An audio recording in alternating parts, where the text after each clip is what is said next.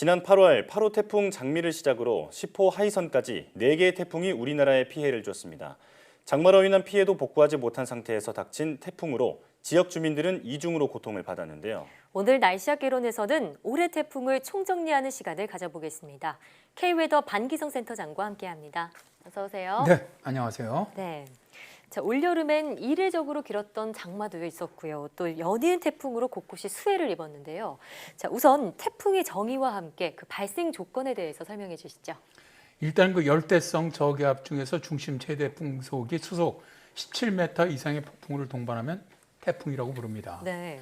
일단 태풍이 발생하기 위해서는 3가지 조건을 갖춰야 되는데요. 첫째, 태풍이 발생하는 서태평양 지역의 해수면 온도가 27도 이상이어야 하고요. 둘째, 대륙권 중층의 상대 습도가 높아야 합니다. 초기에 생성하는 단계에서 중층 습도가 높아야만 태풍 자체적인 불안정성이 커지기 때문이고요. 예. 세 번째가 대륙권 하층에 회전하려는 성질. 그러니까 기상학에서는 이걸 이제 절대와드라고 부르는데 바로 네. 이런 회전 성질이 커야만 합니다. 예, 이 3가지 조건을 갖춰야 태풍이 되는 건데 이 점차 발달하면서 주변 기압계를 따라서 이동을 하게 되잖아요. 자, 그렇다면 올해 우리나라에 영향을 준 태풍들 어떤 특징이 있었나요? 일단 우리나라에 올해 가장 먼저 영향을 줬던 것이 5호 태풍 장미였죠. 필리핀 동쪽 해상에서 만들어진 태풍으로 우리나라 인근을 북상하면서도 최대 풍속이 초속 18m 정도 아주 약했습니다. 예. 네. 그리고 부산 인근에 상륙할 때 열대성 저기압이 약해지면서 초속 15m를 기록을 했죠. 이렇게 이제 약하다 보니까 태풍으로 인해 가장 강한 바람이 불었던 곳이 강원도 양양으로 28.9m 초속이죠. 네. 기록을 했고요. 강수량은 남부지방을 중심으로 해서 100에서 한 150mm 정도를 기록을 했습니다. 예. 근데 이제 당시에는 장마 기간이었기 때문에 오히려 태풍보다는 장마 피해에 집중되었었죠. 예. 남해안에 상륙은 했지만 태풍치고는 크기나 세력도 그렇게 강하지 않아서 피해가 심하진 않았던 걸로 기억을 하는데요. 자, 다음으로 영향을 줬던 태풍은 어떤 건가요? 두 번째로 상륙했던 태풍이 8호 태풍 바비입니다. 네. 8월 22일 타이완 동쪽 해상에서 발생을 해서 5일 만에 우리나라를 통과해 나갔죠. 바비는 제주도 인근 해상에 30도가 넘는 고수온 해역을 천천히 지나면서 초속 45m 아주 강한 태풍으로 발달을 했습니다. 네. 주로 피해는 제주도와 서해안 쪽으로 집중되었는데 다행히 인명 피해는 없었죠. 네. 시설 피해로는 가로등과 전신주 19개가 파손이 됐고 가로수 23그루가 쓰러지거나 뽑히는 등 신고된 피해 건수가 총 100건이 넘었습니다. 네.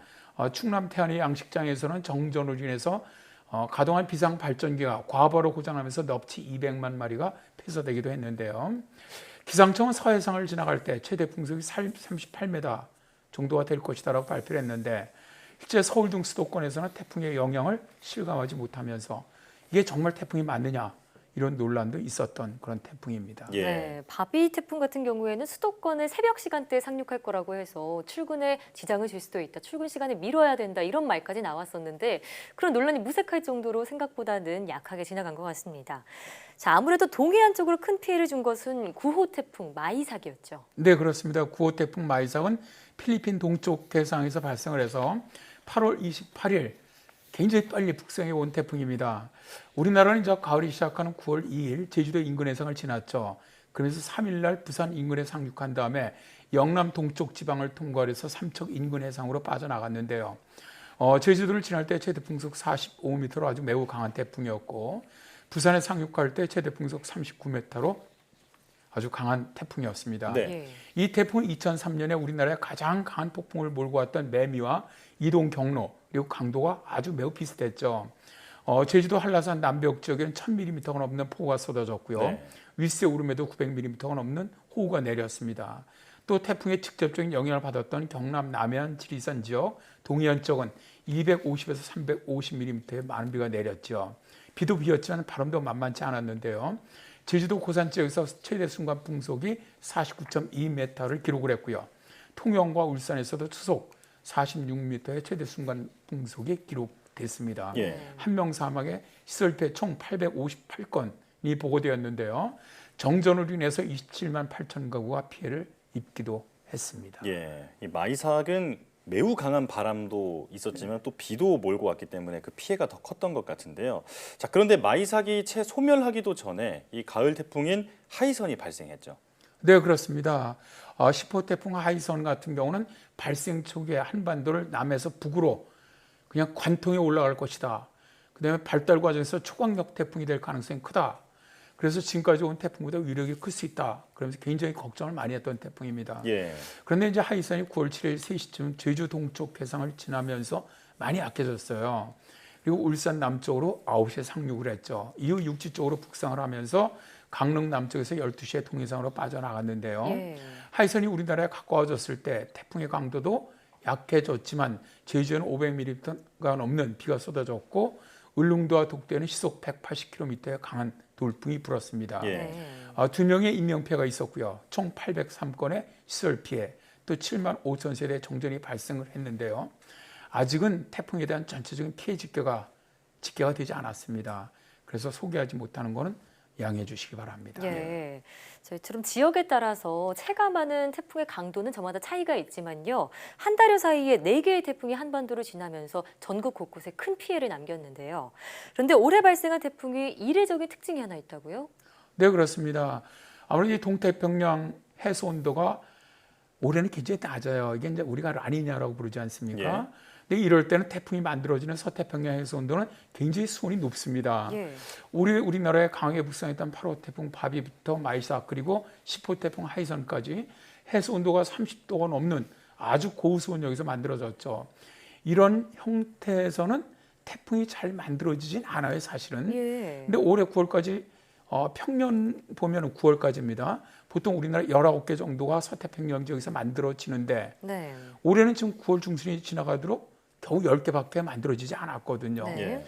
그 이 정도로 이렇게 서태평양의 수온이 높으면 태풍이 잘 안 만들어집니다.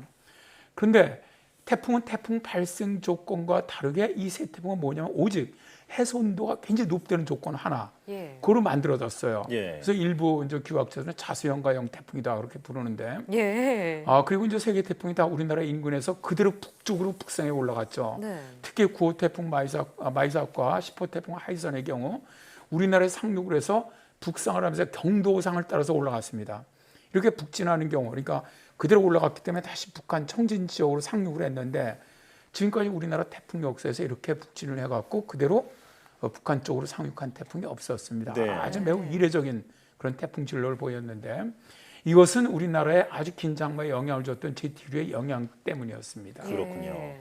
자, 그렇다면 올해 그 발생했던 최악의 장마 그리고 쭉 말씀해 주셨던 이런 이례적인 경로의 태풍들 이런 것들이 모두 기후 변화의 영향이다 이렇게 볼 수 있을까요? 네, 그렇습니다. 올해 정말 북극의 지금까지 최악이죠. 최악의 고온 현상이 제트류의 변화를 가져왔죠. 그래서 우리나라 상공으로 찬 공기가 좀 내려오면서 정체했던 것이 아주 긴 장마를 만들었고요. 또 라니냐, 아까 말씀드린 라니냐 같은 경우도 기후변화의 영향을 받았고 또 고수온역, 서태평양 지역에 이런 것들이 만들어지면서 태풍이 발생을 했고 예. 제트류의 영향으로 우리나라로 그대로 직진해서 북상한 거예요. 왜냐하면 서쪽으로는 제트류가 사행해서 있었고 네. 동쪽으로는 북태평양 고기압이 북쪽으로 있다 보니까 태풍이 그대로 북진해 올라갈 수밖에 없었다는 예. 것이죠.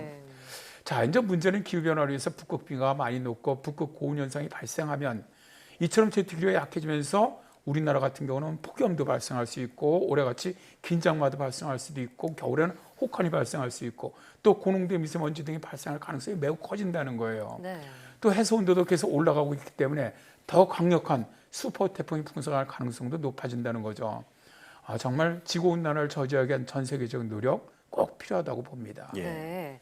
자, 앞서 평년에 비해서 아직 가을 태풍이 많지는 않다고 말씀을 하셨는데 기상청에서는 올해 가을 태풍 한두 개가 우리나라에 영향을 줄 것이라고 발표를 했습니다. 센터장님 생각은 어떠신가요? 일단 저희들이 모델 앞으로 10일 동안 모델은 봅니다. 굉장히 많은 모델을 보는데 현재까지는 25일까지는 태풍이 만들어지고 있지 않습니다. 예. 네. 그러면 최악의 경우 26일 정도 만들어진다고 하더라도 우리나라 올라오려면 일주일 정도가 걸립니다. 그러니까 예. 만일 태풍이 하나 만들어진다면 10월 초 정도에 만들어질 가능성이 높고요. 네. 지금 10월 초에 만들어진 태풍이 어디로 갈 것이냐 아직은 예측은 어렵습니다. 다만 최근에 이제 지구 온난화로 인해서 10월 초에도 우리나라 쪽으로 북상하는 태풍들이 많아지고 있기 때문에 네.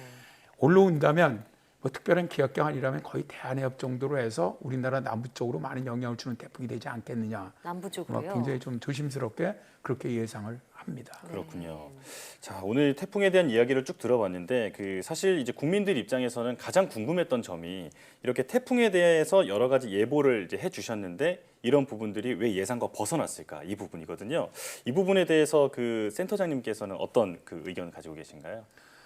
일단 그 예측하는 것은 뭐 많은 나라에서도 합니다. 뭐 우리 많은 지금 젊은 분들께서는 뭐 체코라든가 노르웨이 이쪽 그 모델을 많이 보고 계신 걸로 예. 알고 있는데 저희들 같은 경우는 그쪽 모델은 안 봅니다. 왜냐면 그쪽에서 그 홈페이지에 올린 모델들이 유럽 중기청 ECMWF라고 그러죠.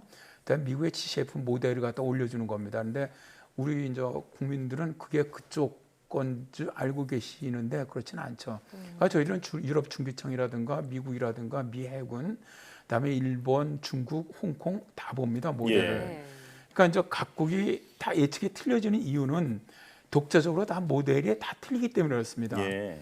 여기서 기상청 같은 경우는 일단 이런 모델, 기상청에서 독자적으로 운영하는 태풍 모델에서 나온 자료를 예보관들이 오랜 경험을 바탕으로 해갖고 최종 결정을 하게 되는 것이죠. 네. 그런 차이들이 좀 있었다고 보고요. 일단 뭐 제가 보기엔 올해 다행히 그래도 9호 태풍, 10호 태풍은 기상청 예상이 그래도 가장 정확하게 맞았습니다. 예. 자, 이게 국민 여러분들께서 걱정이 컸던 탓에 이런 여러 가지 얘기도 나왔던 것 같은데 그래도 기상청에서 이런 예보를 정확하게 해주셨기 때문에 우리 국민들이 유비무환의 자세가 나와서 그래서 피해를 좀 최소화할 수 있었던 게 아닌가 네. 이런 생각이 들었습니다. 자, 지금까지 K웨더 반기성 센터장과 함께했습니다. 앞으로도 애써주시기 바랍니다. 고맙습니다. 네, 고맙습니다. 고맙습니다.